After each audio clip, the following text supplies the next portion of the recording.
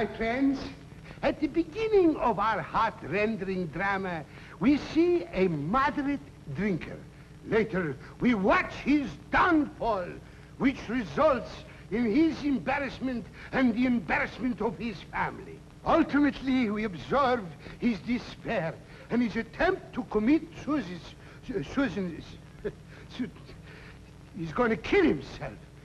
Never was there such a thrilling and affecting performance. After the performance, those who wish to sign the pledge not to drink hereafter can do so at the box office. Does the dark, sinister forces receive their just reward, or is virtue crowned in everlasting glory? Wait and see. You are invited to applaud the noble characters in their portrayal, and at the same time to hiss. Oh, that was me. I thought I was getting there was given. You can hiss the villain who plots the ruin of our heroine, as well as the worthy characters who struggle for justice. I thank you. No, not me. The man with the big mustache. That's the... Excuse me,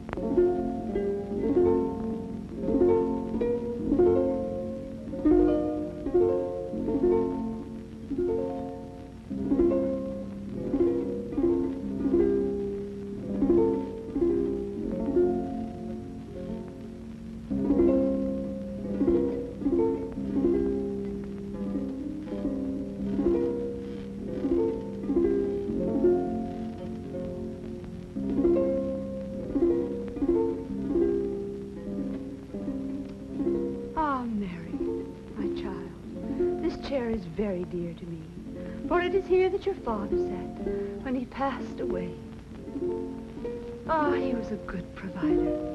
He left us this lovely home with its drooping arbors of grapes, its heavily laden fruit trees, its garden of fragrant flowers, a cow, and a mortgage. Ah, yes. 'Tis true that this cottage is very dear to us, but father owed Mr. Middleton quite a mortgage on this house. And while we haven't been bothered, 'tis the general belief now that Mr. Middleton is dead, his son will foreclose. If he wants the money, there is nothing we can do about it. But I shudder to think that you, my beloved child, will be exposed to the thousands of temptations faced by a penniless orphan. Hark! Who knocks? Come in.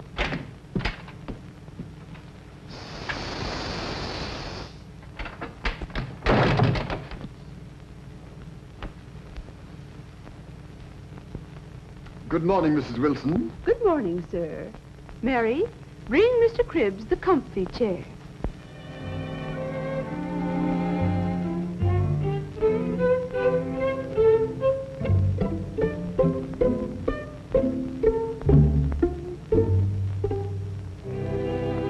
Thank you, my dear young lady. So we meet once again. A sad misfortune has befallen all of us in the passing of Mr. Middleton. Many will have reason to think so, I fear. Yes, you're right. Mr. Middleton was a fine man. He was my best friend. He always took my advice. I was his lawyer. Was he not very rich? When times were good, but bad speculations, investments, and false friends took their toll, alas. Mr. Middleton was very kind to us, and in our own misfortune did not press his claims. As his lawyer, we look to you.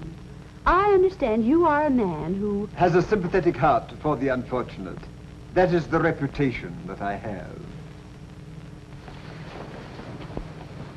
But have you any thoughts Any prospects of paying the mortgage? Then it is too true. We will have to leave our lovely cottage and garden. Well, what can I do? I pleaded with young Mr. Middleton, but he wouldn't listen. He said he needed the money. He is a young man, somewhat given to excesses, I fear. Oh, but pardon me, my dear Miss Mary. I would not call up a blush upon the cheek of modesty by mentioning the name of Edward Middleton. I remember him as a lad. He was a bright, blue-eyed boy with flaxen hair, tall for his age. Well, madam, business is business. I'm a plain man, Mrs. Wilson. Some people say that I'm too blunt, but You mean we will have to leave this cottage, sir? Not immediately, my dear young lady, but it would be well to be prepared. You impose a severe task on us, my good sir. Bear up, madam. Bear up. If I may suggest, there are ways in which Mary may earn her living in New York City. A fine, upstanding woman like your daughter may always find a profitable occupation. Think it over.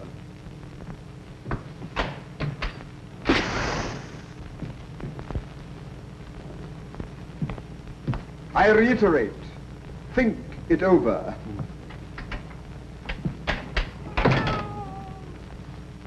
Comfort, my daughter, comfort. Mr. Cribbs may be our friend in this hour of misfortune. He appears to be a man of feeling. But before depending on him, we will make one last appeal to this young man, Mr. Edward Middleton. You have the money in your purse? Yes, yes, I have, Mother.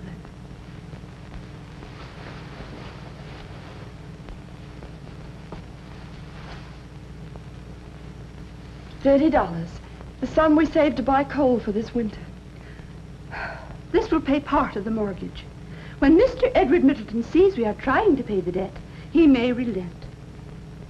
You turn pale, Mary. What ails you? Dear Mother, it is nothing. I'll be all right. It's just that I fear to meet this young man. Mr. Cribbs has told us how wicked he is. I fear the worst. Have courage. Do not enter his house when you tell him his sad story and give him the money. Still, no matter how wild a youth may be, no gentleman ever insulted a friendless and unprotected girl. But stay in the vestibule.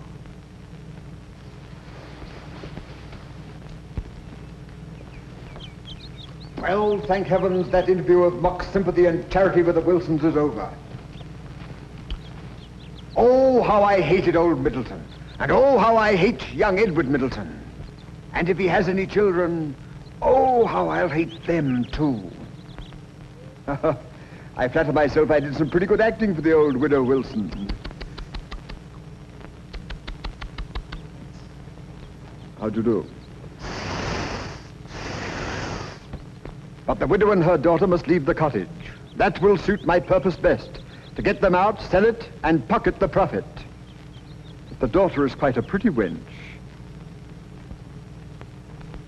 Ah, here she comes now. I'll hide behind yon tree, where I can watch her.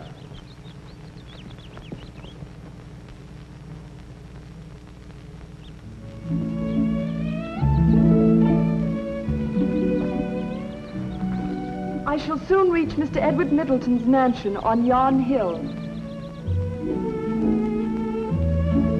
In a few moments, I shall face this dissipated young collegian. Such a man can have no pity on a poor, defenseless girl like me. Hark! A man approaches. I wonder if it is Mr. Edward Middleton. How shall I ever have the courage to speak to him? I had better wait till he reaches his house.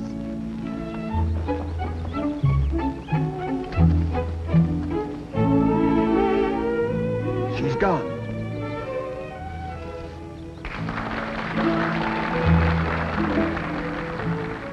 This poor bird must have fallen from its mother's nest. I shall place it here where its mother may find it. Good morning, you son of my old friend. I've been looking for you. Good morning, Mr. Cribbs. Any friend of my father's is a friend of mine. Nobly said. I see your father before me as I look at you. He will be easier prey than his father was. You said you wanted to see me about something. Yes. I want to see you about the cottage that Mrs. Wilson and one daughter are occupying. The mortgage remains unpaid, and I have an opportunity of disposing of it. When last we talked of the cottage, Mr. Cribbs, I did not know it was occupied by a poor widow and her lovely daughter. Age and tears wait for no one. They have lived there for many years, and my father regarded them highly. There are places they can go. There is the poorhouse for people like that. Enough, Mr. Cribbs. I would not think of depriving them of their home. A home that is as dear to them as the apple of their eye. I would not think to send them away from the flowers they have reared. But what of the fences that are broken? What of the garden gate that's off its hinges? What of the limbs of the old birch tree broken down for firewood? And the back windows that are broken and stuffed with a black hat? Cease, Mr. Cribbs. All this has been explained to me. My very good friend William Dalton has told me the entire story. The trees were broken by idle schoolboys. As for the hat in the window, it was the hat of Mr. Wilson, deceased. It was the hat of a man. Can as much be said of yours, Mr. Cribbs? You are being very unreasonable, sir. Good day. Good day. I'm sorry I offended him. After all, he was a friend of my father's. My poor father regarded him highly. He always took his advice, but it was invariably unfortunate when he did so. I beg your pardon. I understand you better now. You are right. The daughter is a fine girl. Sparkling eyes, dimples, ruby lips. I was young myself once. Have you seen her? Never. Explain yourself, Mr. Cribbs. Mother and daughter grateful, free access to the domicile at all times. Love in the cottage, eh? Cribbs, do you realize this girl has no father nor brother to protect her? Just a wildflower. Yes, that's it. A wild flower growing in an open meadow. A garden without a fence. All you have to do is to step right in. I knew an old man once, and had that old man heard you utter such foul sentences to his son, and had he heard you tell me to enter like a wolf this fold of innocence, and tear from her mother's arms the hope of her old age, he would have seized you by the throat and dashed you prostrate to the ground, as too foul a carcass to ever walk erect, and mock the name of man. That man, sir, was my father. But Mr. Middleton, sir. Leave me. Begone. But, sir. Your hot, lascivious breath is not fit to mingle with the sweet odor of these fragrant flowers. Ah, I see you like butter. Your raven voice does not harmonize with the warblings of the birds, which sing with praise to that power that looks in horror on your brutal mind. Mr. Edward Middleton, sir.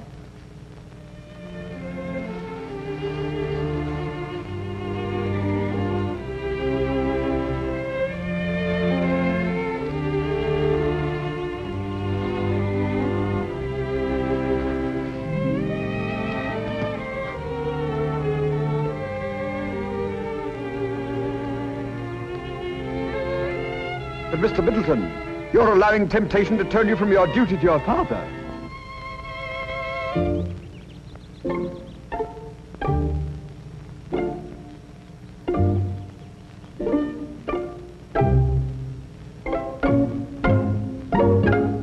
After all, business is business.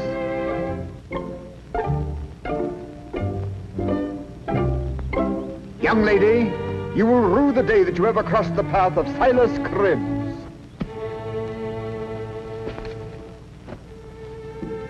So this is the farmer's daughter. The widow's daughter, sir. And here is part of the mortgage money we owe you. My child, then you have not overheard my talk with Mr. Cribbs. I told him that you and your mother... May remain in the cottage? Oh, sir. Is that why we should withhold this money from you? It is now our double pleasure to pay you, for we recognize in you a noble benefactor. Be assured that the remainder will be paid as soon as these hands may earn it. Nay, nay, dear child. Keep it as a portion of your dowry. Oh, sir. I have spoken plainly to Cribbs. Shall I now speak plainly to you? It is not our fault that the fences are broken. When my poor father lived, it was not so. When that vile man spoke to me of your charms, I heeded him not. There are plenty of pretty girls about. But I have since discovered what I have heard before. Something that is deeper than beauty itself. The charm that Cribbs is incapable of appreciating. Your charm is of mental excellence, noble sentiment, and purity. These are the beauties that render you conspicuous above all the maidens I have seen. These are the charms that make captives of men. I speak plainly, but I speak honestly. When I speak of your keeping this money as a portion of your dowry, need I say into whose hands I would like to have it fall? To affect not to understand you, sir, would be an idle return for such kindness as yours. I sometimes walk in the vicinity of your cottage, and... Should you pass by and not stop, then... Then what, dear Mary? I should think that you had forgotten where we lived. Little did I think that dear cottage contained such a precious jewel.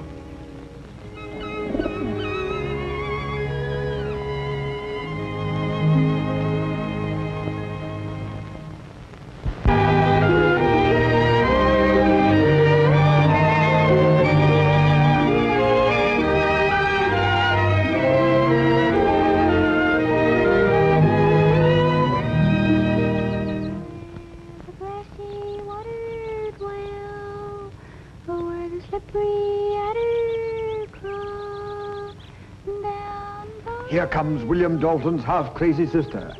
She knows too much to suit me. Why doesn't she keep out of my way? Her voice haunts me. In her, I see the image of the boy that she was engaged to. Little does she know that it was because of me that he died in a drunken stupor. And that because of that, she became lightheaded.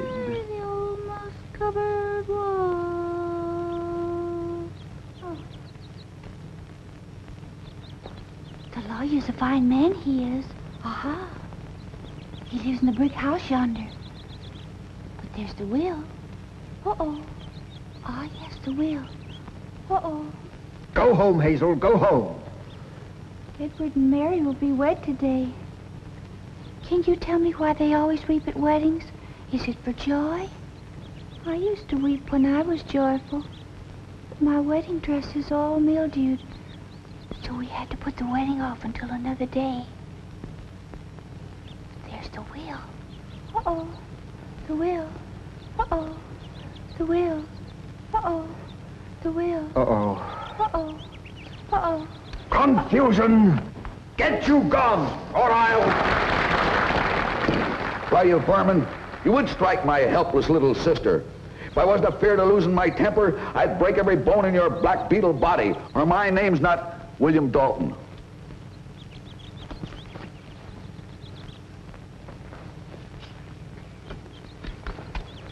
You will rue this day, William Dalton. This is a plain case of assault and battery. I'll have you put behind gray stone walls. You'll put me behind gray stone walls.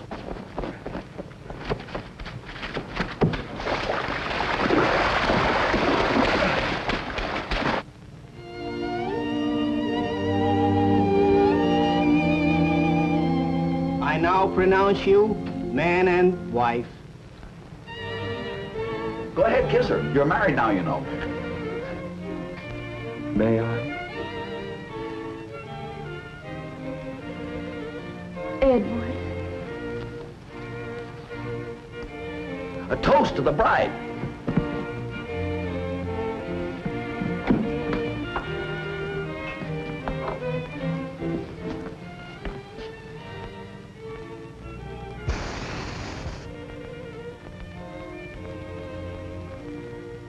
A toast to the bride.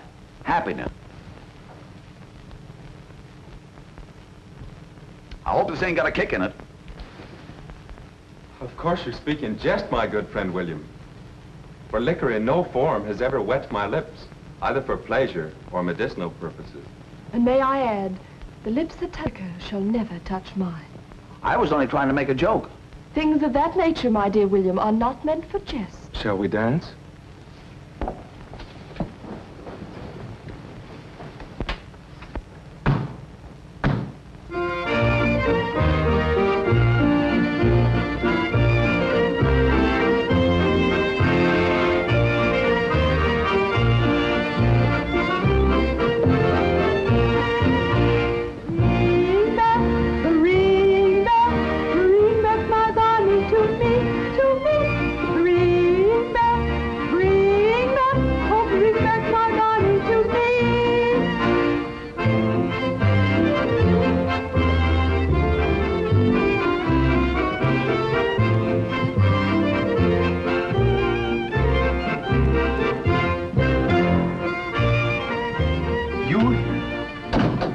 not know you had an invitation. I promised your father that I would be present when you took unto yourself a wife, to drink your health.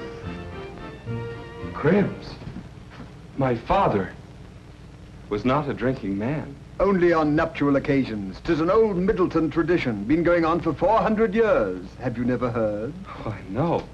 Why, when your Aunt Rebecca was married, you were but a fair-haired boy. Don't you remember? I have never tasted liquor, Mr. Cribbs. That's what puts me in a quandary. I wonder if you dare carry on the tradition. From what I've heard of the fiery liquid, it may choke me. That is not the danger. 'Tis the will to take a drop and leave it alone. To know when to stop, as your father did. Anything my father did, I can do. Spoken like a man, Edward.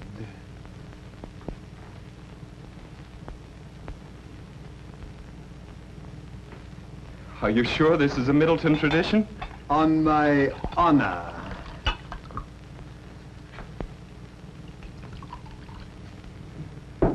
To the future that I see ahead of you.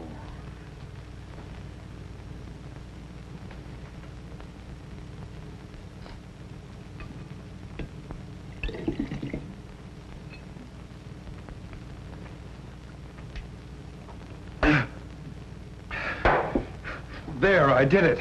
Edward, you are a man. But do not take another. That is where the danger lies. Cribbs, my friend, you're positively insulting. Do you think that I, a man of integrity, honor, and social position, would allow a bottle to dominate my very existence? Watch.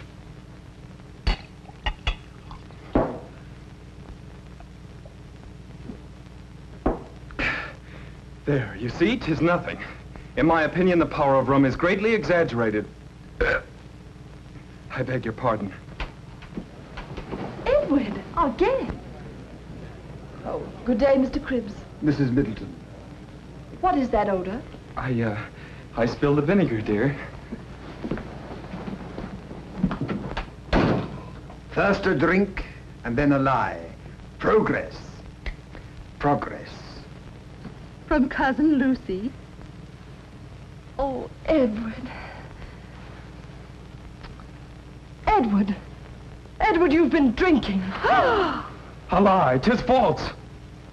The cursed stuff is running through my veins, controls my tongue, makes me say things. And how should you know about it? To know the taste of liquor, and on lips. Mother, you kiss him. Tell me that I am wrong. Brandy! Rum. And what matter? I am a man, and my father drank before me on nuptial occasions. Edward, don't raise your voice to me. If you have fallen, I will raise you up. I have not fallen. I am standing in the full force of my manhood, erect. Edward, this is not you talking. It's John Barleycorn. When you have reached your senses, you will find room.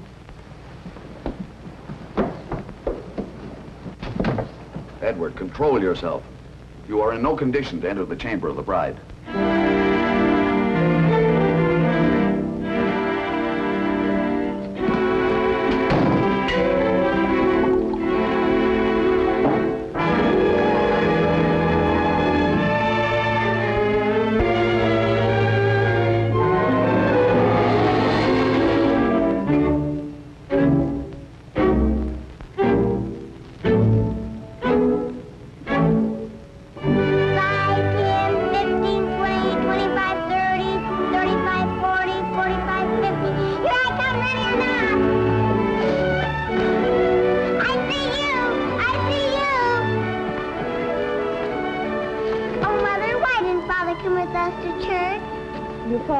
Badly this morning, Julia, dear. Father feels badly nearly every morning, doesn't he, Mother? Good morning, Mrs. Middleton. Good morning, William. Good morning, Sam. Good morning. Good morning, Uncle William. Good morning, Julia.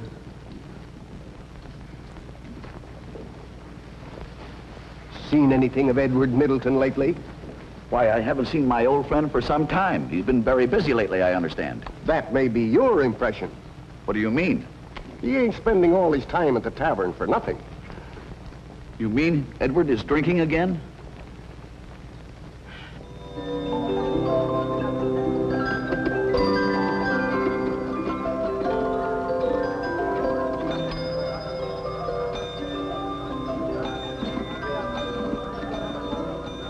brandy, landlord. 2 fingers.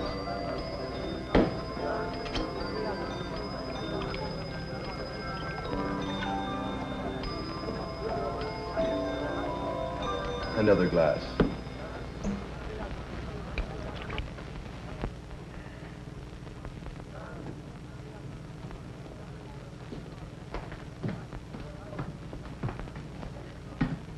Ah, Mr. Middleton, you here? I've never been here before, except on business. I'll leave it to the landlord. How long since you've seen me? Why, Squire, it must be full 10 years. It was the day Cy Morgan built his barn.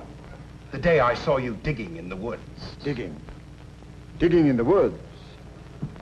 Can it be that he saw me bury the genuine Middleton will?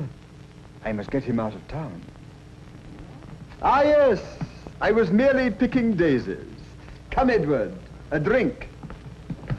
A whiskey. Whiskey be it, then. Come, everybody. Step up and have a drink with Cribbs and me. Come on. Have one on me.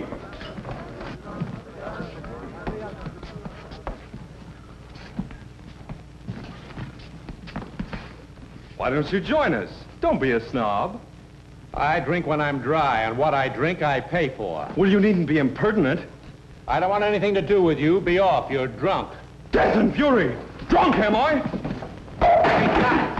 I'll teach you manners. It serves them right.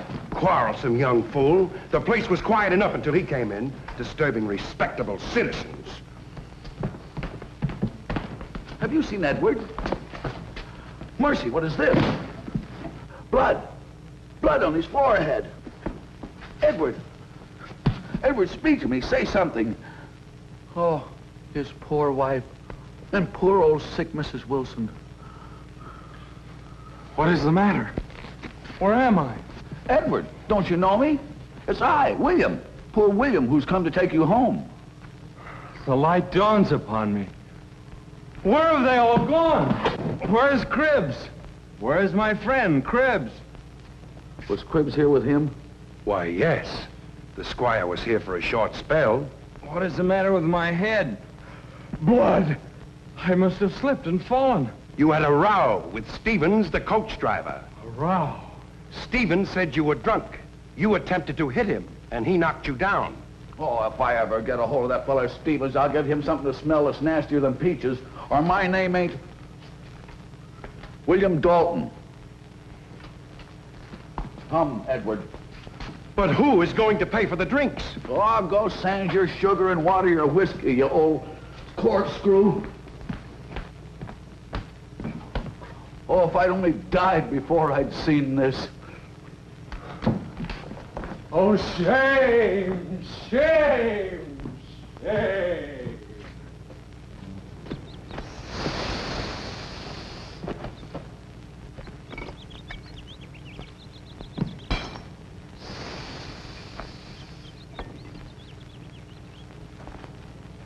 So far, my scheme is working admirably. I know Edward's weakness. He will not stop short of madness or oblivion. However, I fear his wife. She has too much influence over him. Hark, someone approaches. It is Edward Middleton.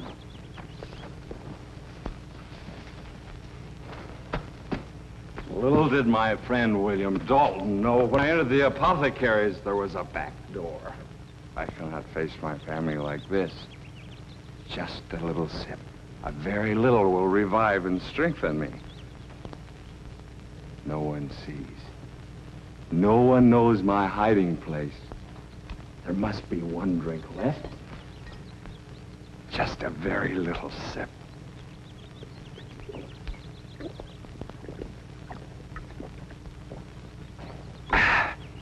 It's better. The arch cunning of a drunkard. Glorious liquor, why did I rail against thee? I can face them now.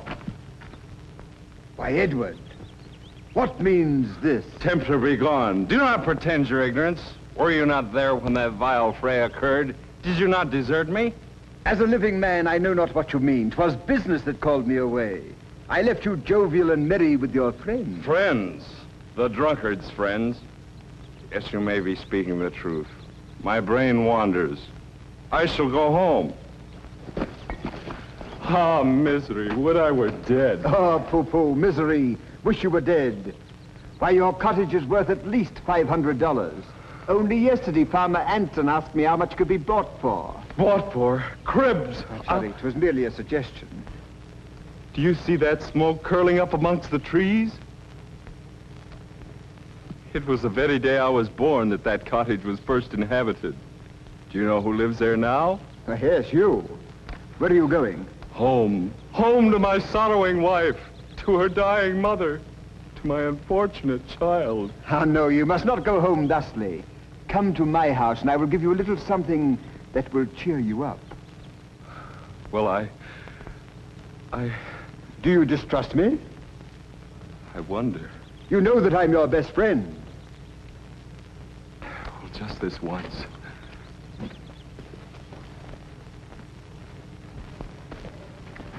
He's a goner.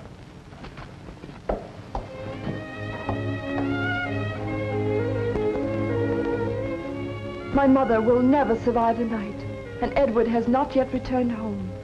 And when he does come, how will he be? Alas, alas, my dear lost husband. Oh, it is all too horrible. If I could only reach that great philanthropist, Frederick Healy, he might save him.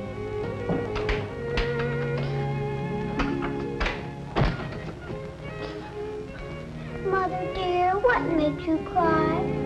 Do not tell your father. No, Mother, if you wish me not to. Oh, this is too much. I'm going to see your grandma now. Have mercy. Support me in this terrible trial.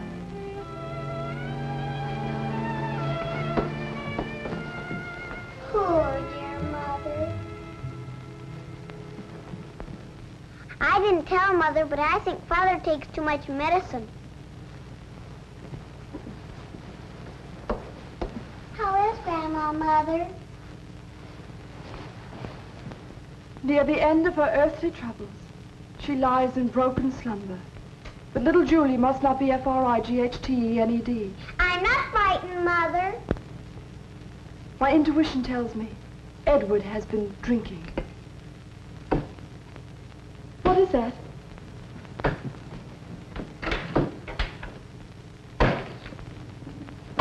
It's Father, and he's chopping down the cherry tree.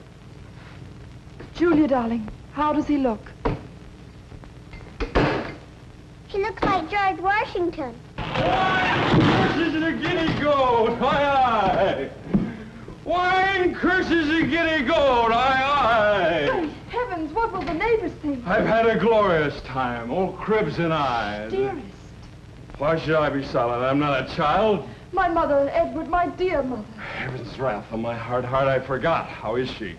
Worse, Edward, worse. And I am part of the cause. Father, dear Father! Go away, child, I have a cold. Bless you, my dear Julia, bless you. I'm a beast. Mary, remember the cherry tree by the arbor? Yes, Edward, I do. Well, I slipped against it as I passed by. My father planted it when I was just a boy. It has grown with my growth. Just now I seized an axe and chopped it to the ground. Why should it flourish when I am lost forever? Why should it lift its head to heaven when I am prostrate? Mother.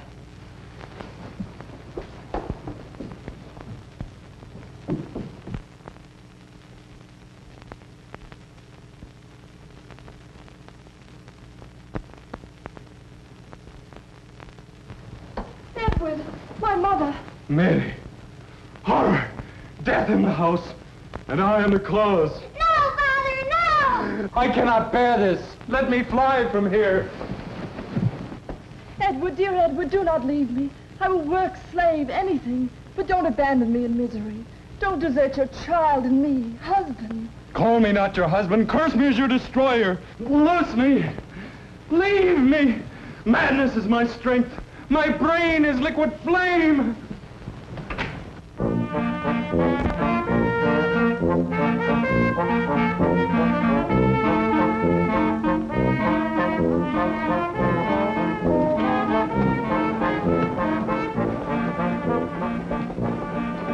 thought I told you to get out of here.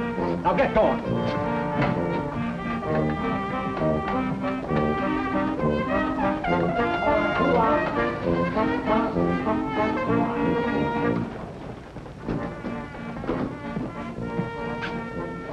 I wonder where that worthless vagrant could have wandered to. Ever since he came to New York, thanks to his ravenous appetite for liquor, he has been going rapidly to ruin. If only I could get him to commit some crime, I could fill my pockets and ensure his complete destruction. Ah, here he comes with two worthless companions.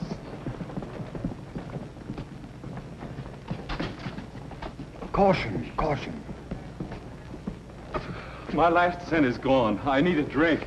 You wait here a spell. Joe and I'll take a turn down to Cross Street. We'll get some money somewhere. Well, be quick then. This burning thirst consumes me. Me too. Come on, Joe. Ah, Edward, fancy seeing you here. Yes, Cribbs, what there is left of me. Well, I don't think you've changed much, although you might be better for a stitch or two at the elbows. Not much privacy here, is there? I hardly dare to ask if you have seen them. Your wife and child? Oh, they're very well. Very well.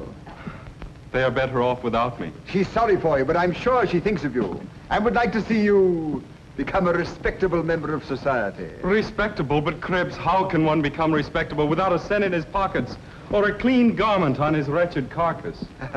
This is my opportunity. There are more ways than one of getting even with misfortune. If the world treats you badly, be avenged upon the world. But how, Cribbs, how? You see this piece of paper? It is a check for $5,000. You are an excellent penman. You have but to write the signature of Frederick Healy, and you can laugh at poverty. What? A forgery on that brilliant and noble philanthropist? The orphan's benefactor, the friend of all unfortunates? To suggest such a thing proves you to be a villain and a coward. I must be low indeed when you dare propose such a dastardly act to my father's son. Wretched as I am, by the world despised, shunned and neglected by my friends, I would sooner perish than cause my dear child to blush for her father's crime. Here, Edward, get a drink. Take back your base bribe.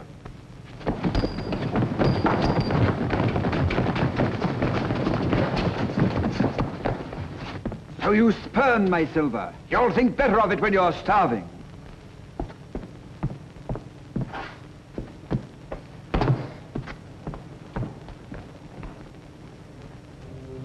I must have liquor. I must have liquor.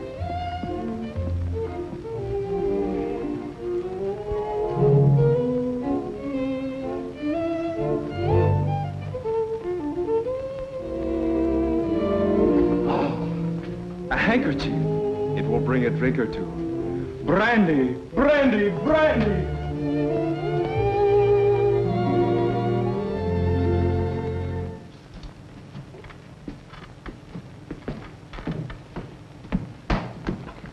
Mr. Healy, please help me find my friend Edward Middleton. Let me have a little blow, please. Oh, gin. I know you've rescued scores of men from the demon rum. A little blow, please. Oh, nurse! Don't light any matches around here. Blow, please, blow. Oh, Jamaica rum, 10 years old. I knew it right away. How did you have to take up drinking, my good man? Don't fall down now. You'll be all right. Shall we find those railroad bonds? No. Don't. You know railroad bonds are no good now. They're no good at all. Railroad bonds. You want stuff? Go lie down. Mr. Healy. Will you? Don't bother me. McGillicuddy, sir. Bourbon. Oh, huh? Right. How long? 3 weeks. 3 weeks. McGill? Why, Mr. Healy, you're giving him liquor. Well, I always do. I give them for the first 6 weeks. They never drink after that. Never. We use an awful lot of liquor around here, haven't we? Here, hold that, please. Buy me some good distillery stock. Oh, well, hello, how are you? Nothing like combining business with pleasure. Haven't I seen your face before somewhere? Mr. Healy! Yes? Oh, very sad case. Been drunk for 9 weeks. Can't do a thing with him. Must be a kitchen drinker, I guess.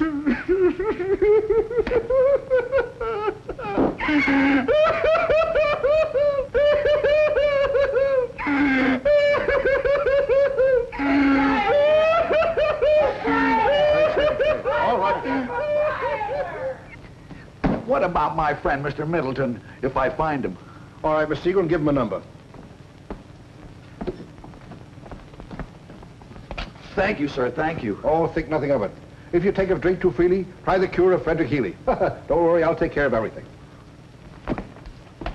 Bless you, sir.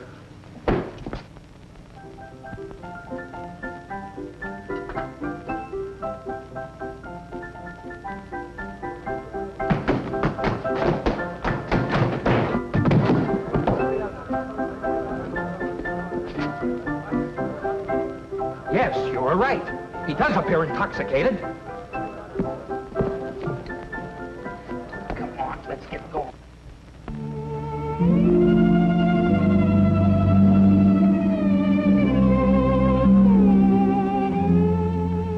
Alas, alas. It is so very cold here in New York. I am almost faint with hunger and heart weary with wretchedness. 1 o'clock, and I'm not nearly done with my work. I promised to have the sweater finished by 8 o'clock tomorrow morning. And then, my child, I will get 50 cents for my work, and you shall have food. Oh, dear Mother, I am so cold.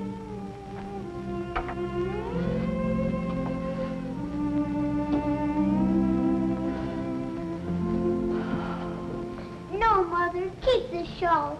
You are cold, too. I will wait till morning. Then I can warm myself at Mrs. O'Brien's fireplace.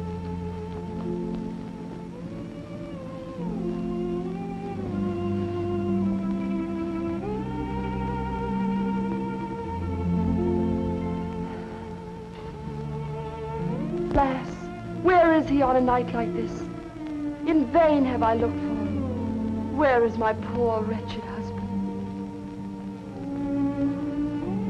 I am hungry, so terribly hungry. In the morning I will have money. No, my child will wake and find her bread gone.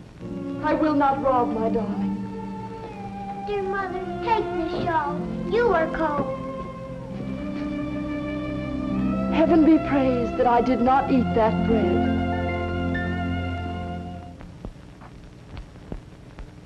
Two o'clock, and all's well.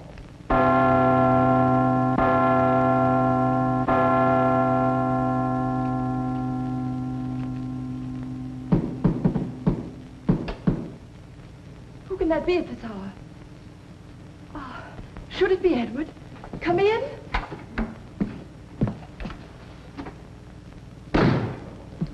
Pardon my intrusion at this untimely hour, Mrs. Middleton, but friends are welcome at all times and seasons, eh? So you persist in remaining in these miserable quarters? You know very well my reason for staying. Have you brought tidings of Edward? I repeat that your accommodations are not of the best. Where would you have me go? You know very well I cannot return to the village until I find Edward. What a strange infatuation. What do you mean?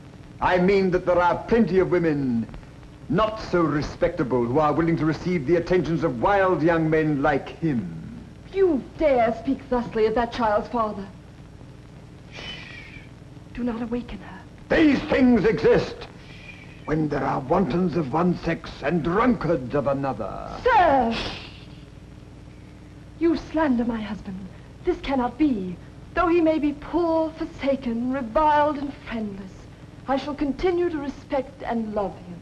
You are very proud, considering all circumstances. But come, my dear, I forgive you. I like you when you show a little spirit. You are young and beautiful, and your husband is not worthy of your trust. I am rich, and I have a real affection for you. Come with me. You wretch! Ha-ha! You have proven yourself to be a slanderer to effect your own vile purpose. My dear, come now, me proud beauty. Aha! At last I have you in my power, helpless and alone. Help! Help! Just in the nick of time. Well, Squire, what do you take for your rotten carcass? I'm a notion to play Yankee Doodle on your britches.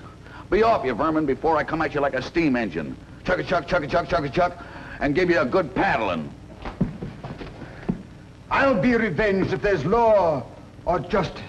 Begone!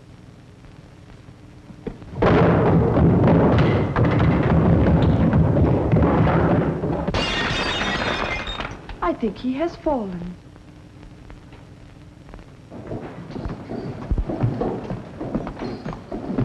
But I'm not drunk, I tell you. Oh, tell it to the judge. You were drunk last night, but you had time to sober up. I don't want to buy a pie, but I don't want that one. Well, what kind of pie you want? Well, I got I got the just que les peux boire pie. Good officer. Luce, my friend. He is a noble character. Oh, this would be a terrible blow to my noble father. Tarry, officer, and let me plead in behalf of the friend of my boyhood. Will you get out of my way? I haven't got time to fool around with you. Come on. Come on, let's get out of here. Please. No. Well, how you like a blueberry pie? Please. No.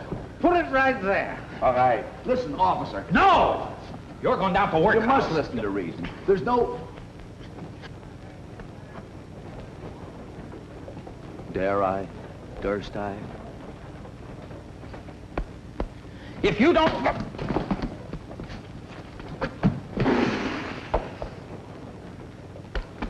Who's going to pay for the pie? We didn't order any pie. Just que pas dire rien.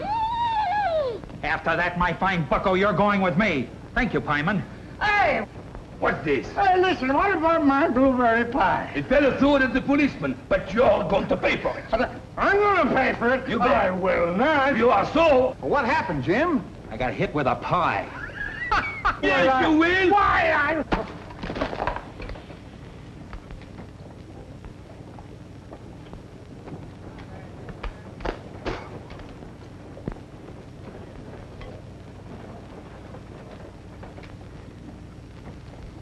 Wait a minute, Jim. I think we got another one. You're coming with me. I did not throw the pie. I saw you throw the pie. No, I never... You can't talk to my friend. You keep out of this. No, I saw you throw the pie over there. did But not. don't give me that, But Oh! Oh, my best officer. Oh, you look like cream puff. Non, il faut pas voir son cœur. Oh, monsieur, le part des dents, c'est le pas voir. Jusque le part des rien. Hey, are we having fun? Hey, officer, what difference? Run, Edward, run! Here, you try one. Oh, for goodness sake, the boogeyman. Cribs, old fellow. With my compliments. This is most irregular. Gentlemen, is this your... Oh, no, you don't. So you're one of them. You've been throwing pies, huh? I beg your pardon. Why, you come along with me. No, but officer, I give you my word, I've never thrown a pastry in my life. The judge. Jim, where are you? Where are you? I give you my word. That'll get Cribs in a lot of trouble, or my name's not...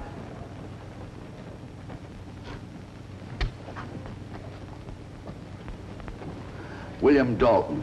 Listen, when do I get my pie? Your pie. Yes.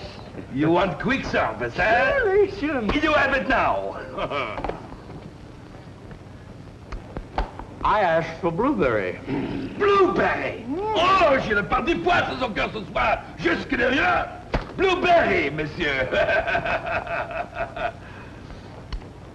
That is raspberry. Raspberry!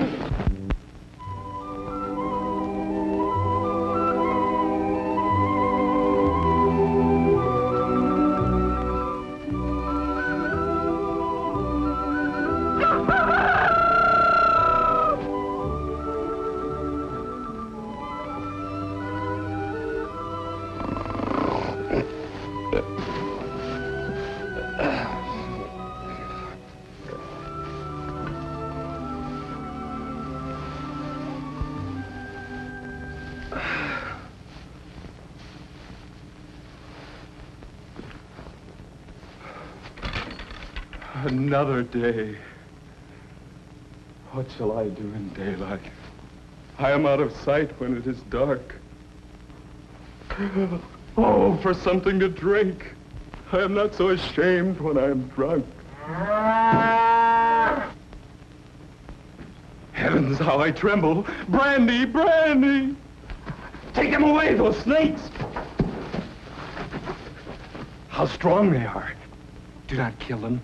Give them brandy. Poison them with rum. That will be a just punishment. Justice. Hush. Now all is quiet. Morning, girl. 'Tis a beautiful day. Oh, yes, balmy, quite balmy. This reminds me of the time I... What's the matter? Nothing. Nothing, as I was saying, this... What do you see? What do you see? Rats. Rats? Why, there's no rat. Oh, I think I saw one. Feed 'em rum. What did you say? Give the snakes rum. Feed 'em rum. There, that's it. It is no crime to purloin eternal sleep from the chemist. Now for the powerful conqueror of all earthly troubles, death. Stop, man. Don't do anything without logic. Why, this looks like poison. Smells like poison. It tastes like poison, too. It is poison. It is poison. Who are you, man? What do you want? Can't you let me die in peace? Now, don't change the subject. Don't change the subject. My, oh, my. Oh, friend, take not your life, but mend it. Friend? You know me not. I am a fiend, the ruin of those who love me. Leave me. I'm not here to criticize you, but to help you. Oh, you've been drinking, huh? Not bad stuff, either. I'm dying for a drink. Who are you that takes interest in an unhappy vagabond? Neither my father nor my brother. I am Frederick Healy, the friend of all unfortunates. You are a man, and if a man, a brother. Brother, you trouble yourself without hope. I am a lost soul. Did you say Healy? Frederick Healy, the great philanthropist? Of what use can I be to you? A derelict. The shell of what was once Edward Middleton. Edward Middleton, 888. Aha. I think I can become of some assistance to you and help restore you to your spot in society from which you have slid. Not bad, huh? For he who helps a fallen brother from the depths is greater than the hero who conquers the world. Merciful heavens, my mother's dying words. I administer the pledge of sobriety to those who would once more become pillars of society. That picture is too bright. It cannot be. You're looking at a man who for 20 years was addicted to the curse of drink. Indeed? No, it is too late. It is not too late. I will restore you to the bosom of your family and make a man of you. Here, sit down. Sit down here and sign this. Here.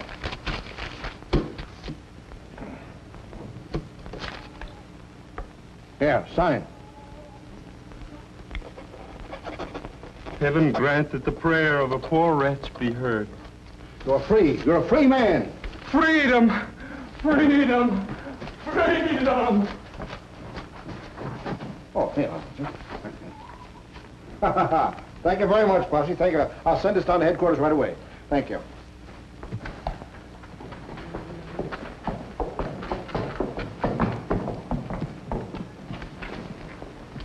That was a lucky escape.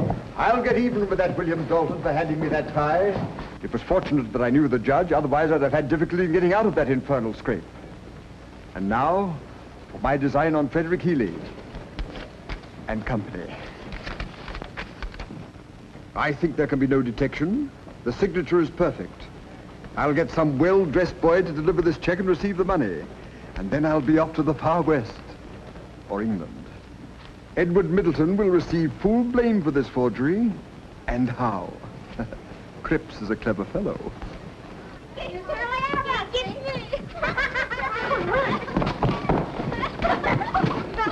Would you like to earn $50? With pleasure, sir. It's honest. Of course. Honestly. I doubt that if he rows in his boat. I have to meet a gentleman precisely at this hour on business at the Pearl Street house. Now go to the Mechanics' Bank for me and present this check. The teller will give you the money. Then come back quickly and I will reward you with a silver dollar. Silver dollar? I'll be back in a flash with the cash.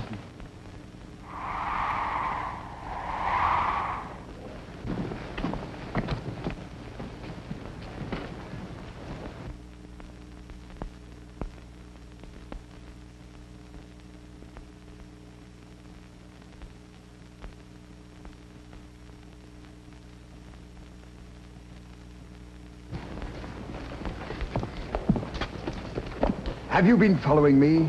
Guess I have. Confusion.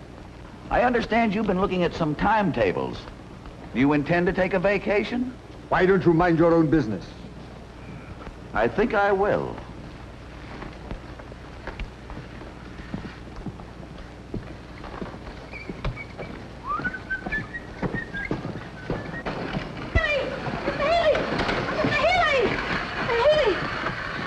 Beg your pardon, running after you, sir. The cashier of our bank wanted to know if this was your signature on this check. Oh, no. You know I can write better than that. $5,000. Has it been cashed yet? Just half an hour ago. Oh, my, this is terrible. Who presented my check? A boy, sir. Boy? Yes, Oh. our cashier examined the signature later and doubted if it was genuine. Yeah, well, you rush on back to the bank, see? Anyway, pick up a police officer. I will follow almost immediately. Our action must be prompt. And do not fear the results because I found a horseshoe. Ah, my good friend William.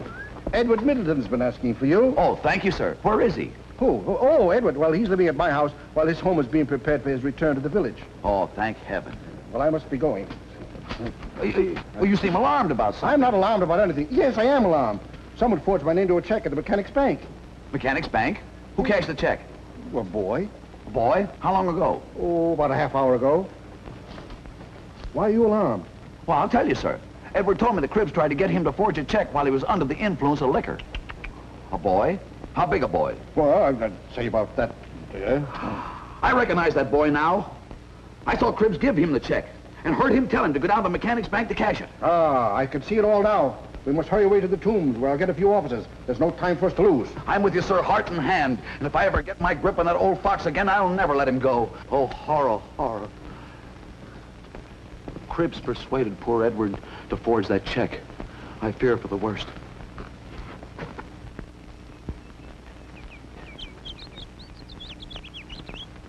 Get up.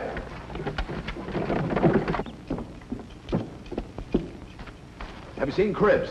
Nope. There's going to be a lot of excitement here today. Have you any news for me? News? William, I've been talking to Dr. Bevan, and he says your sister is much improved. Oh, don't tell me that. I'm in no mood to be trifled with. I do tell you. The doctor said she has moments when she's entirely lucid. You mean she'll know me and will call me by name? Yes. And I'll hear her sweet voice caroling to the sun each early morn? Yes.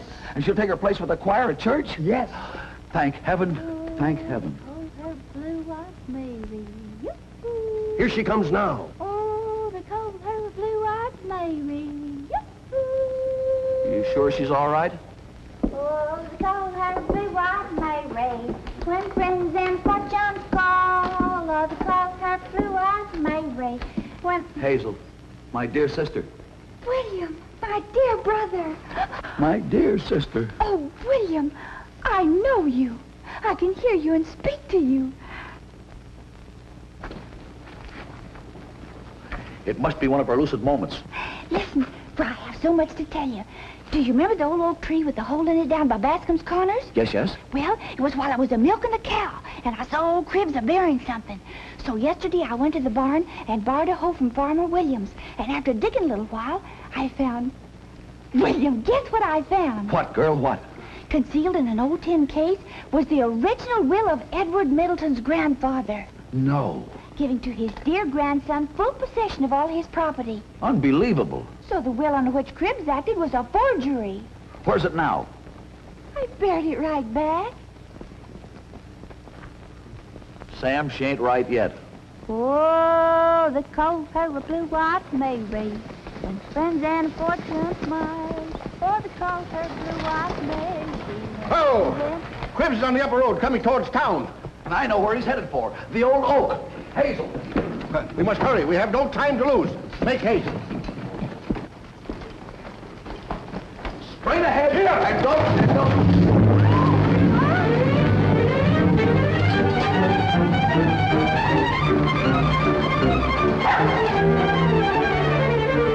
Whoa!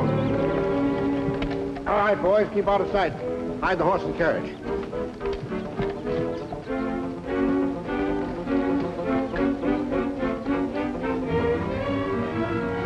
That ain't where it is. Where is it?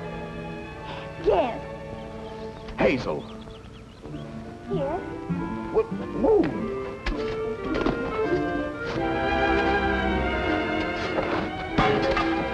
I found it. See, I told you so.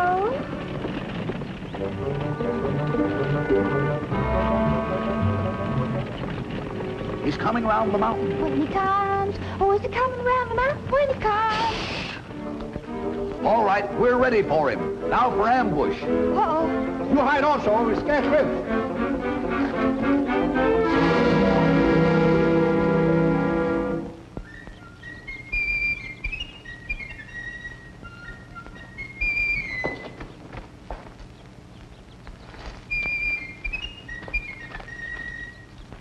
I tied the horse and buggy at the crossroads. All is safe. I am certain that no one has observed me. What would you like to bet? I beg your pardon? What would you like to bet? Ah, 'tis nothing but the wind. And now for the will.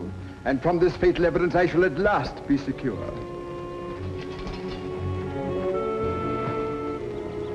Powers of mischief.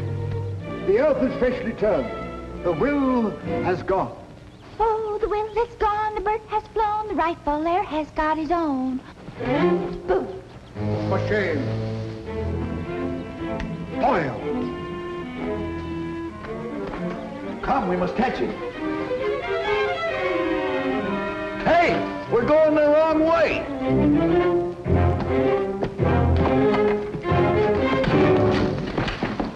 Forward, men. We can't let him escape. Yeah, enough of this buffoonery. Let's go. Come.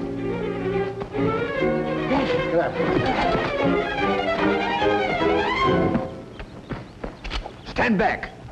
Surrender. We have you outnumbered. Wouldn't surprise me to find they had a Negro in the woodpile. Terror kill? Yes, sir, boss. What I tell you, what I tell you.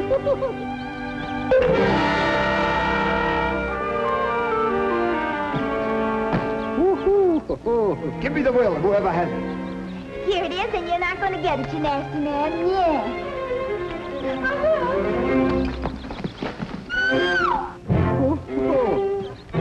Well, that concludes my business, gentlemen.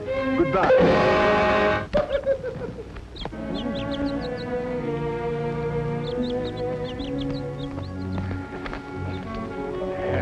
Unhappy wretch. Why did you do it? Revenge and a want of more money.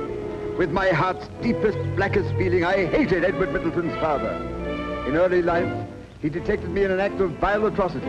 And since that time, I have hated him with a feeling that has existed even beyond the grave, descending to his noble son. What about the check? Yes. It was I who forged that. Clever of me, wasn't it? Oh, heaven forgive me for ever thinking it was Edward. By cunning means, which we would call hypocrisy, I wormed myself into the favor of the old grandfather who, on his dying bed, delivered into my hands all his papers. I forged a new will, and I won't say another word until I see my lawyer. Oh, come, repentance is good for the soul. No, I lived a villain, and a villain I will die. Officers, do your duty.